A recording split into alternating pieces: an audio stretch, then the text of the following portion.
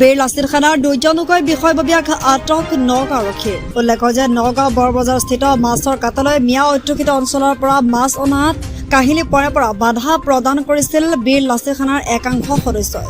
বীৰ লাচিত খানাৰ আটকাধীন বিষয়ববীয়া কেইজন বিতুপন শইকীয়া আৰু দৰ্পণ বৰা বুলি জানিব পৰা গৈছে।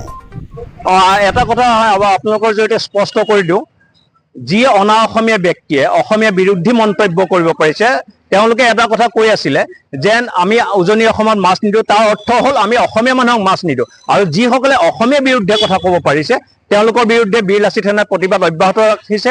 আৰু আজি এটা কাৰ্যসূচী আছিলে আমাৰ, সেই অনা অসমীয়া ব্যক্তিসকলক বজাৰ আমি ইয়াত দখল কৰিবলৈ নিদিওঁ, তাৰ বিৰুদ্ধে এটা আমাৰ আজি কাৰ্যসূচী আছিলে। আৰু তেনে ক্ষেত্ৰতেও আমাৰ প্ৰশাসনে আমাৰ দুজন সতীৰ্থক গ্ৰেপ্তাৰ কৰিছে আৰু তাৰ বাবে আমি তীব্ৰ আন্দোলন কৰিম।